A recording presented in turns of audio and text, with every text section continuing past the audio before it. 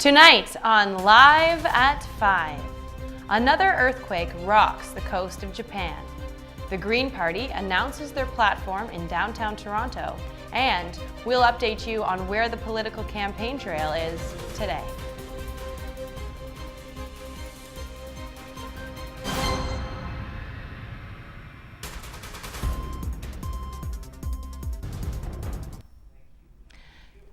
Good evening, I'm Kate Goodwin. 12 children between the ages of 11 and 13 have been killed in what is being described as Brazil's worst school massacre. 10 of the victims were shot in the head or the chest by the 23-year-old gunman before he killed himself. We will have more on that coming up later, but first, another earthquake has hit Japan. Danielle Marr has the latest. A 7.4 magnitude earthquake struck off the coast of Japan. This is the second time in just over a month that the region has been battered by natural disasters, but given the large amount of military and evacuation workers on the ground, the nation seems better prepared to handle the fallout. A tsunami warning had been lifted for the northern coast, but it has since been lifted. Military troops are still recovering bodies in the evacuation zone following the March 11th earthquake and tsunami. The quake hit nearly 40 kilometers under the water off the coast of the previously affected region of Miyagi. Buildings as far away as Tokyo shook for over a minute.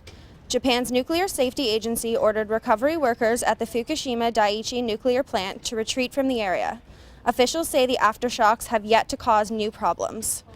Hundreds of aftershocks have hit Japan since the 9.0 magnitude quake that devastated the region in March. But today's tremor has been the strongest. Power lines have been damaged, causing blackouts and highway closures.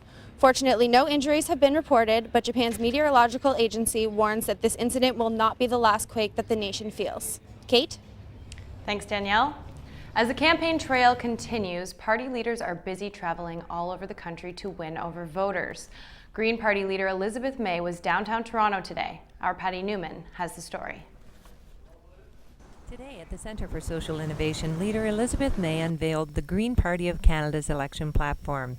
Some of the highlights include reforms to our voting system and the power of the Prime Minister's office. She's proposing a pharmacare plan and a program to train and hire Canada's youth. Naturally, the platform includes a carbon tax and environmental initiatives. We promise to help the economy. Our approach is to ensure that we create hundreds of thousands of new jobs through energy efficiency retrofits of the buildings across Canada, through investments in our infrastructure, through high-speed rail, through more local community gardens in cities. The Green Party's interest in environmental issues is unmistakable. What about our other political leaders? Are they giving this matter enough weight in their election platforms?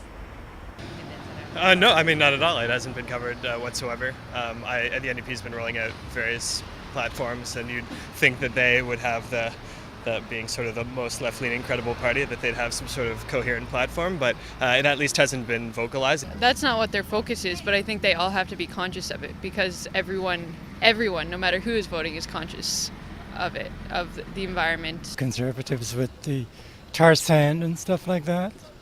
The NDP, they seem to be a little bit on it, also the Green Party. But I don't know where it's all going to end. The Green Party's platform is available online. I'm Patty Newman, and we are live at 5. It's been a busy afternoon for party leaders for sure, but there's still more work to be done tonight. Green Party leader Elizabeth May is holding the first of a set of cross-country rallies this evening in Toronto in protest of her party being shut out of the national debate. Prime Minister Stephen Harper and Liberal leader Michael Ignatieff will both be in Hamilton this evening, and NDP leader Jack Layton continues traveling through British Columbia with a rally tonight in Esquimalt. The Burlington woman who gained notoriety last summer for faking cancer pled guilty to the remaining fraud charges against her in court today. Ashley Kirillo was sentenced to 10 months of house arrest, 5 months curfew, 2 years probation, and 100 hours of community service. Kirillo began telling people she had cancer after having a benign cyst removed from her breast in November 2008. What began as a simple lie for money and attention spiraled out of control. Kirillo has since apologized for her actions. Milk sold under the Organic Meadow and Farm Boy brands is being recalled in Ontario because of fears it may contain fragments of glass. The milk products were sold throughout the province in 946 milliliter bottles. The affected product includes partially skimmed, 2%, 1% whole, unhomogenized, and chocolate milk. Milk in bags or cartons are not included in the recall, and no injuries have been reported. One person has died of an E. coli infection that may have been caused by eating contaminated walnuts. Already, 13 cases of E. coli infection in Ontario, Quebec, and New Brunswick have been linked to contaminated walnuts distributed by Quebec-based Amera Enterprises. The Canadian Food Inspection Agency has issued an advisory warning against Canadians eating raw, unshelled walnuts bought from bulk bins or from certain packages. Police are investigating an armed home invasion in the Kleinburg region of Vaughan. The armed suspects reportedly entered a house on Bindertwine Boulevard around 3 a.m. and told the residents to go to the basement and not to call police until 30 minutes after they left. No one was injured in the invasion, and investigators are unsure why the home was targeted. Aspiring filmmaker Mark Twitchell was in court this morning over his testimony that he killed Johnny Altinger in self-defense. Twitchell is accused of bludgeoning, stabbing, and dismembering Altinger at a rented garage in Edmonton in October 2008. The Crown maintains Twitchell purposefully lured him to the garage with the purpose of killing him to mirror a movie script that he wrote. A Toronto man who killed 14-year-old Stephanie Rengel in 2008 is facing an attempted murder charge after an incident at the Millhaven Institution in Bath, Ontario. Authorities say David Bagshaw attacked another inmate with a weapon over a disagreement late last month. Bagshaw was shot by corrections officers during the assault and sustained non-life-threatening injuries. Another inmate was killed in the process. Weekend shopping across the border could be in your plans. Canada's loonie continued its winning streak against the US dollar today, exceeding the $1.04 US mark for the first time since November 2007. Experts say that the rise in value is a result of the fast-paced expansion of Canada's national economy. The announcement comes in advance of tomorrow's employment report, where Statistics Canada is expected to report that Canada added 28,000 jobs in March. And in other good news, it looks like our patience is paying off and we are finally out of the cold temperatures. Derek Geraldo has our first look at weather. Derek? Thanks, Kate. Well, lately there's always been something exciting happening with the weather. Off as fog has cleared into blue skies and sunshine. We also got some very unique record-breaking temperatures over the weekend. I'll talk a little bit about that after the break. Right now, let's take a look at your current temperature. Current temperature right now is 9 degrees. We've got sunny skies. We also have light winds blowing east at 5 kilometers per hour. The sun is expected to set around 8 o'clock tonight, so use it to your advantage. Allow those sun's rays to light up your house. Can you guys feel it? Spring is finally making its presence known. I'll have the rest of your forecast after the break. For now, it's back to the newsroom with Kate. Kate? Thanks, Derek. Changes are set for Ontario's Drive Clean program.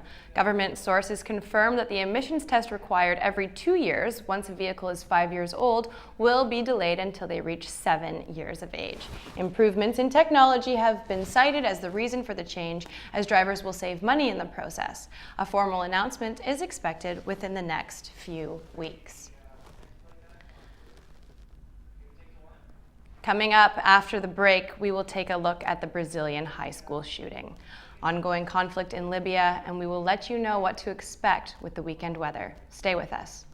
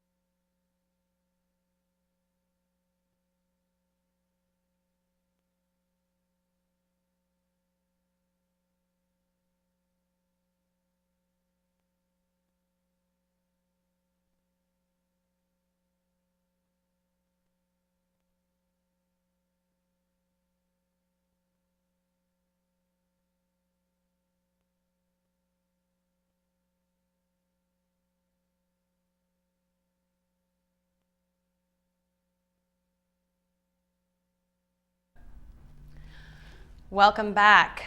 Brazilian authorities are saying at least 13 people are dead after a gunman opened fire inside a school today in Rio de Janeiro, Brazil. The man entered the school armed with 2 handguns and began shooting at children and school officials. The gunman killed 12 students and left 18 injured before he was shot by police. The man was identified as 23-year-old Wellington Menzies de Oliveira, a former student of the school. Schools in South Korea are closed over fears of falling rain across the country that may contain radiation from Japan's stricken nuclear plant. Schools in the Gyeonggi province have shut down while others shortened class hours as a precaution. The Prime Minister's office says radiation levels in the rain are low and pose no health threat.